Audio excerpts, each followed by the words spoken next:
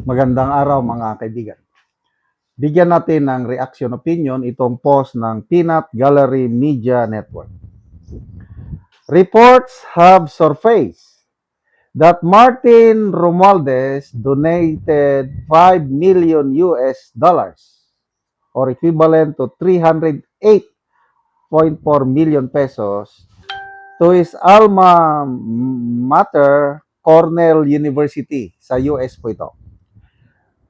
Imagine stealing money from the Philippine poor people and handing it over to foreigners in New York just to appease your ego. Di ba nung bagong upo ang Administrasyong Marcos, I think 2022 pa ito or early 2023, may balita na nag-donate si Martin Romualdez ng 2 million US dollars sa Harvard University. Bakit daw? Para maituro ang lingwaheng Pilipino sa mga foreign students doon. So, hindi naman niya dininay, hindi na naman niya in-acknowledge, kaya lang ang dami nilang palusot.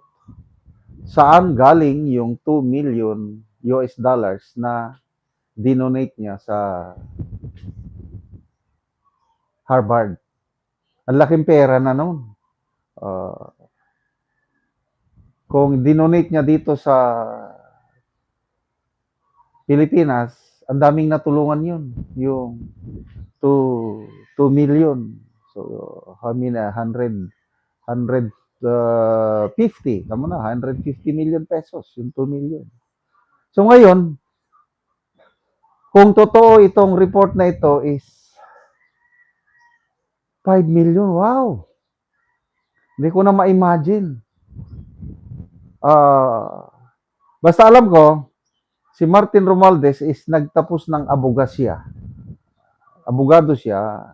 Tama ba? UP ba siya nag-aral? And then nag-aral din sa US. So, dito pala siya sa US, Cornell University sa... Hindi ko alam kung anong kurso niya, no? Ito, sinerch ko. Ang Cornell University nasa United States, ang main campus niya is based in Ithaca, New York.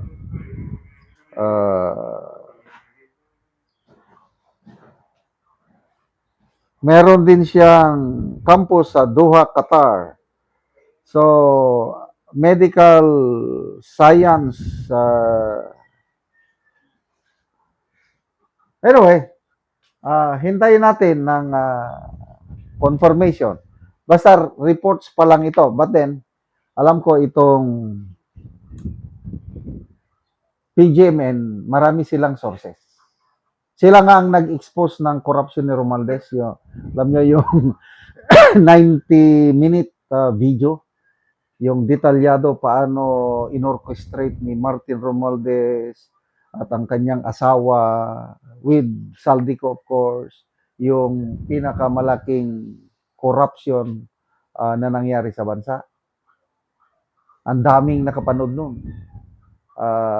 Again, public perception, kung paniwalaan o hindi.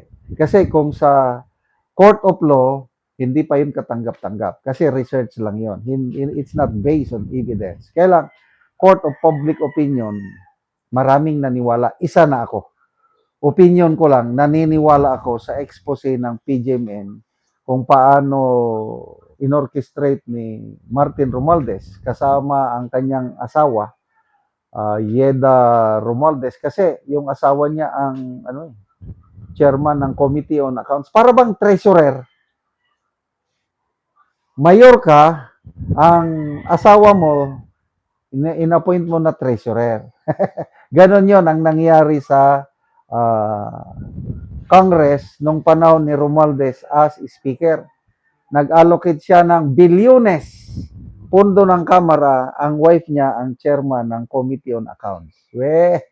Tapos, in-appoint din niya si Saldico, chairman ng Committee on Appropriations. So, yun na. Yung mga bilyones. So, 5 billion US dollars. Nakakalula. But sabi nga dito is, imagine, is stealing money from poor people in the Philippines and handing it over to foreigners in New York just to appease your ego. Nakakagalit nga. O ito, 13,000 ang nag-react. 6,500 ang galit. 3,000 ano rin nag-like. 2,400 ang tumatawa. And then, comments.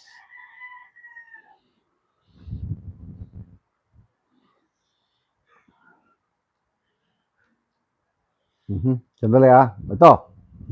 Grabe, sabi ni Ian. While ang atong public school classroom sa Pinas kagubaon, kawawang kawawa and can provide a conducive place for learning.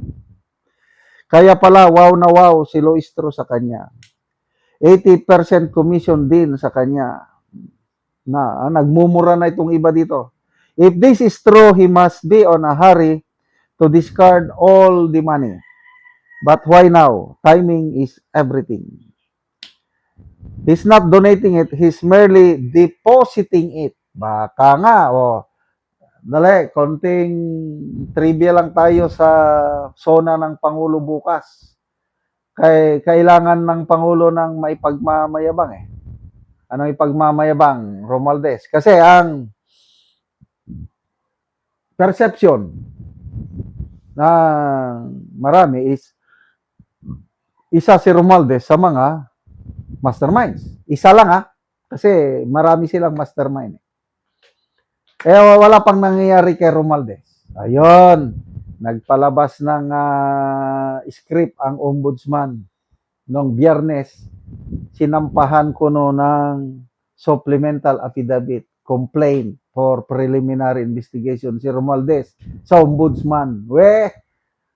Ginawa na nila yan 3 months ago, 4 months ago.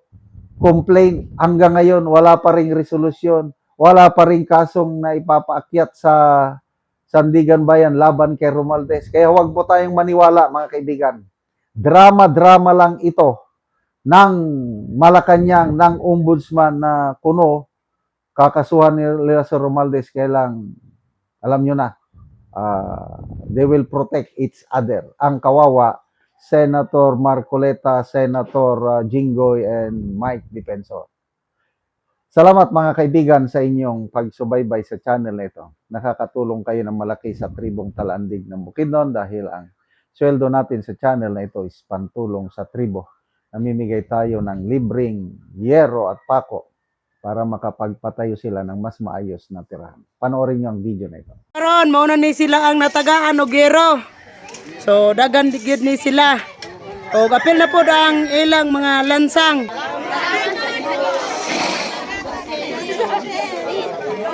Pasalamat sila sa Ginoo ug sa nagtabang sa yero. So mauna ni ang mga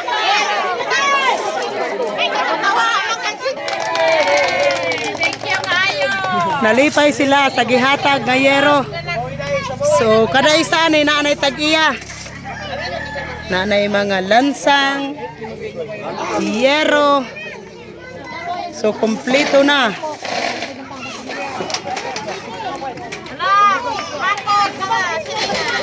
Mga lansang.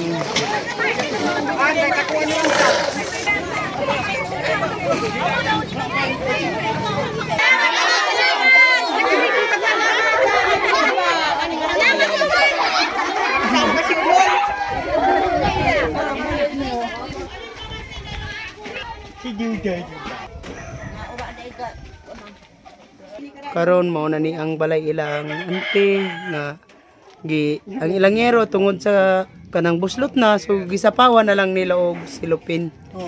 Silupin lang ang ginabutang so nagpatindog silang bagong. So muna ni ang ipatindog ni Angkol nga pag-aatupan.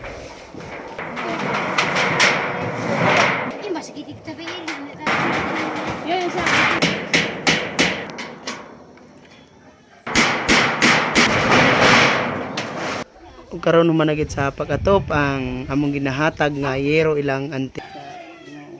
Mat kay nakaabot na ko. Itabangan ko sa sin. Mat sa Ginoo. Pila na day anti ka tuig itong imong balay nga silupin lang ang imong ginasapaw. Unom na unom. Kahit unom. So unom na ka tuig. So salamat kayo ante.